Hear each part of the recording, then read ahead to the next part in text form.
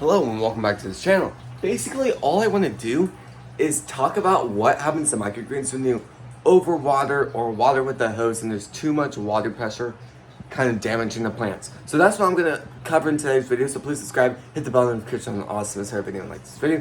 Let's get this video started. Alright, so first of all, we're going to go with the top things. So, yesterday, I purposely overwatered and watered the plants too strong.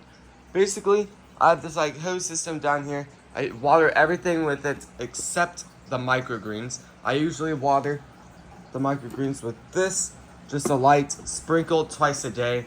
Really helps them just be really fresh for a super long time, and it keeps their color looking like this and just looking really good.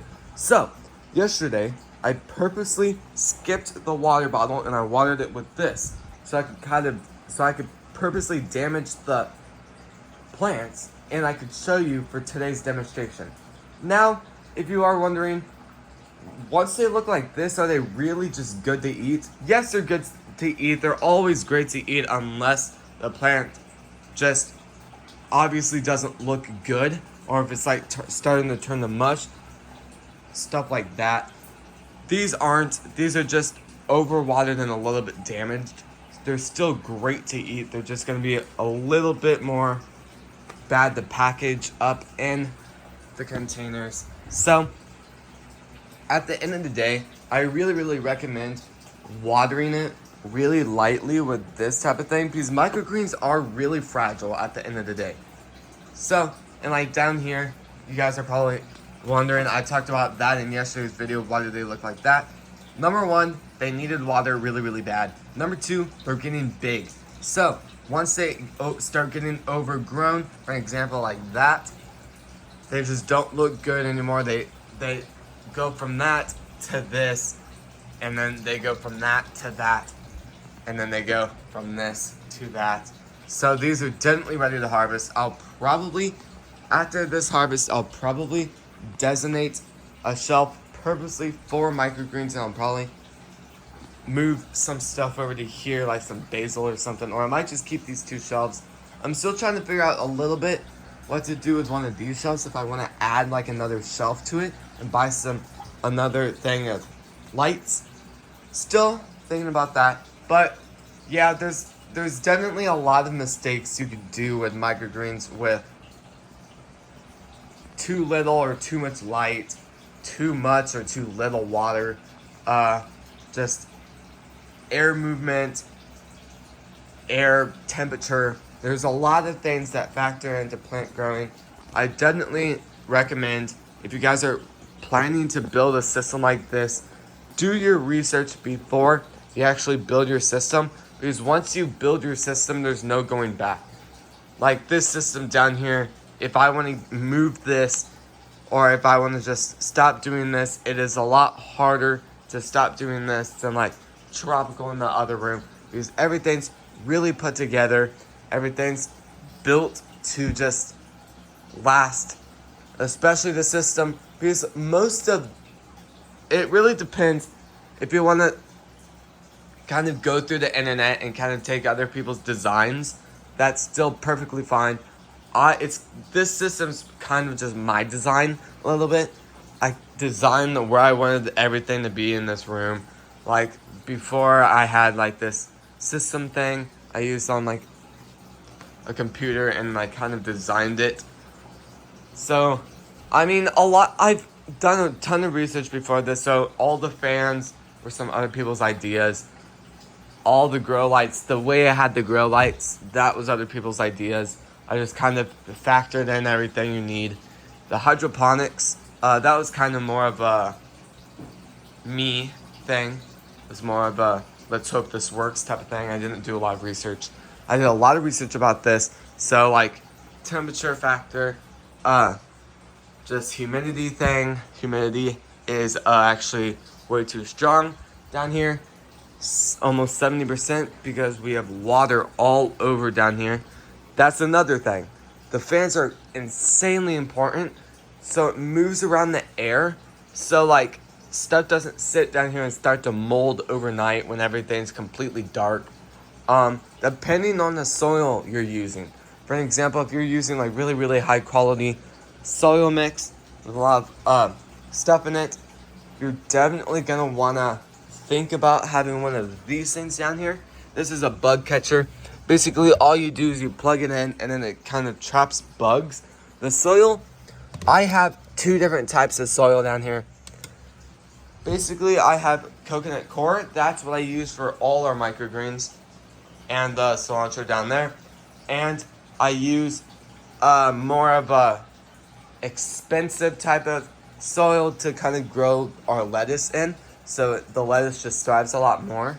So I could be wrong, but I'm pretty sure these pots are being grown in coconut coir. This is not. These are really thriving. I'll probably harvest this after today's video. And I'll probably go ahead and harvest this later after this video, so I can just get them off the shelf and start growing some new stuff so I can get the shelves working again. So right after I'm done with the shelves, I'll turn off the grow lights till I have to use them again. It's very important to be working in your greenhouse a lot, monitoring everything, like the temperature drops. You need to make sure, if you don't have like air conditioning or like a heater in that room, I definitely recommend getting like a space heater or like an air conditioning thing, because it really depends what you're growing. Because in the beginning of the spring, I was growing a variety of stuff down here, so I had to have the heater. I had to bring it up to like 75 down here. But now I'm basically growing mostly herbs and blueberry bush and microgreens, so it doesn't really matter about the space heater anymore. Plus, we have air conditioning down here. We have stuff on the ceilings where cold air is being in here. Just keep this in mind.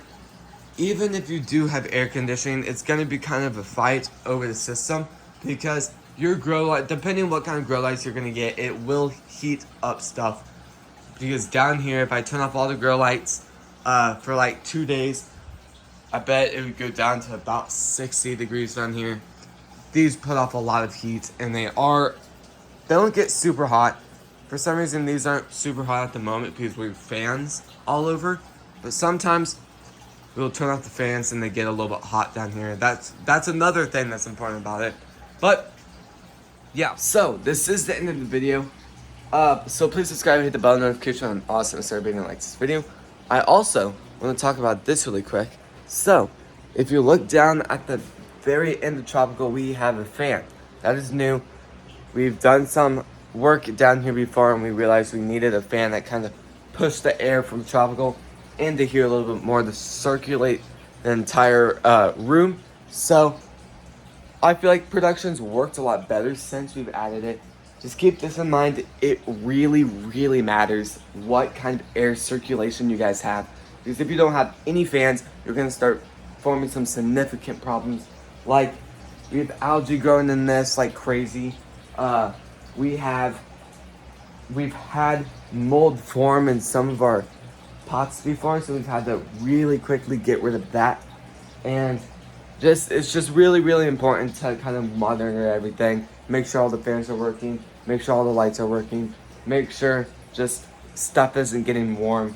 Like when we had our space heater plugged in, we had it plugged into the outlet right here, and then the cord would get crazy hot. So I definitely recommend every so often kind of like grabbing parts of the cord, making sure it's not overheating, because you could start forming some problems there if you go on like a trip. And then something I've worked on lately is putting cameras down here, so like while I'm like at like school or something, or like while I'm like on vacation, I can pull up cameras and make sure everything's working right, make sure nothing's bad is happening. We also have temperature things, so if like a fire starts and the air temperature starts to warm up really quick, it will send stuff to my phone saying like, check it, air temperature isn't, because I put them outside before. You can set the temperature you want it to be at when it notifies you. So I put it outside. Definitely works. I recommend using I don't really know how to say it. GOVEE. Amazon has it. Most of our system down here is that we have, if I can even find them, we have these type of things like Wi-Fi outlets so I can control it from my phone. So if I need to like turn off a fan really quick to kind of cool down the fan or something, all our fans have that system. Our humidifier used to have it, but then I moved it to a different fan. We have 2 temperature, humidity, thermometer things. Sends me updates every single day about stuff. And yeah, so this is going to be the end of the video. Really appreciate you guys watching today's video. And I'll see you guys tomorrow when we post next. Peace.